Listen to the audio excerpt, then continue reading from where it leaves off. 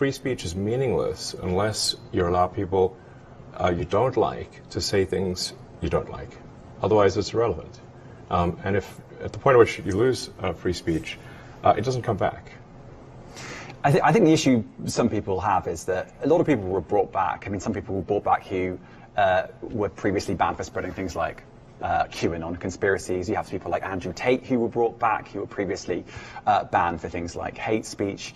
Do you think you prioritize freedom of speech over misinformation and hate speech? Well, you know, who's to say that something is misinformation? Who's the arbiter of that? Is it the BBC? You're literally asking me? Yes. Well, no, you are the arbiter on Twitter, because you own Twitter. Yes, I'm saying, who is to say that one person's misinformation is another person's information? At the point at which you say that there is, this is misinformation, like, who is going to decide that? But you accept that misinformation can be dangerous, that it can cause real-world harms, that it can potentially cause... Yeah, so the point I'm trying to make is that the BBC itself has, at times, published things that are false. Do you agree that that has occurred? I'm quite sure the BBC have said things before that turn out to not be true. Correct. In its, whatever it is, 100-year history, I'm quite sure. Yes. Even if you aspire to be accurate, there are times when you will not be. We've spoken to people very recently who were involved in moderation, and they just say there's not enough people to police this stuff, particularly around hate speech in the company. Is that what hate that speech are you talking about? I mean, you use Twitter. Right. Do you see a rise in hate speech? I mean, just a personal anecdote. Like, what do you? I don't. Personally, for you, I would see I get more of that kind of content. Yeah, personally, but I'm not going to talk to the rest of for the rest of Twitter. So you see more hate speech personally? I would say I would see more hateful content in that. Content you don't like, or hateful? What do you mean to describe a hateful thing? Yeah, I mean, you know, just content that will solicit a reaction, something that may include something that is slightly racist or slightly sexist, those kinds of things. So you think if something is slightly sexist, it should be banned? No, is that what you're saying? I'm not saying anything. I'm saying. Well, I'm just curious. I'm trying to understand what you mean by hateful content. And I'm asking for specific examples.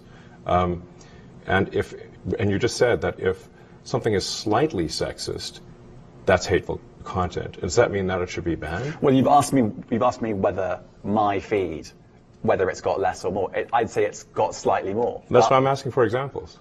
Can you name one example? I honestly don't use.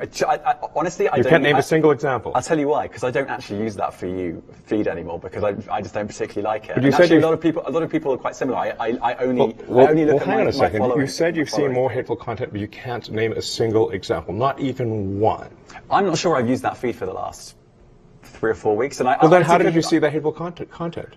Because I've been using Twitter since you've taken it over for the last 6 months. Okay, so then you must have at some point seen for you hateful content. I'm asking for one example. Right. And you can't give a single one. And I'm saying then I say, sir, that you don't know what you're talking about. Really? Yes, because you can't give me a single example of hateful content, not even one tweet, and yet you claimed that the hateful content was high. Well, that's false. No, what I claimed... You just lied. What I claimed was there are many organizations that say that kind of information is on the rise. Now, whether it has on my feed or not... I mean, right, and literally you can look at something one. like the Strategic Dialogue Institute in the UK. They will say that. So look, people will say all sorts of nonsense. I'm literally asking for a single example, and you can't name one. Right, and as I've already said, I don't use that feed. But then how would you know that? I don't think this is getting anywhere. You literally said you experienced more hateful content, and then couldn't name a single example. Right, and as I said, that's absurd. I haven't actually looked at that feed. Then how would you know this hateful content? Because I'm saying that's what I saw a few weeks ago. I can't give you an exact example. Let's move on. We only have a certain amount of time. COVID misinformation. You changed the COVID misinformation. Has rules. BBC changed its COVID misinformation? The BBC does not set the rules on Twitter, so I'm asking you. No, I'm talking about the BBC's misinformation about COVID. I'm literally asking you about, you changed the labels, the COVID misinformation labels. There used to be a policy, it then disappeared. Why do that? Well, COVID is no longer an issue. Does the BBC hold itself at all responsible for misinformation regarding masking and side effects of vaccinations, and not reporting on that at all? And what about the fact that the BBC was put under pressure by the British government to change its editorial policy? Are you aware of that?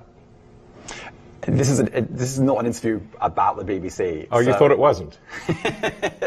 I see now why you've done Twitter Spaces. I am not a representative of the BBC's editorial policy. I want to make that clear.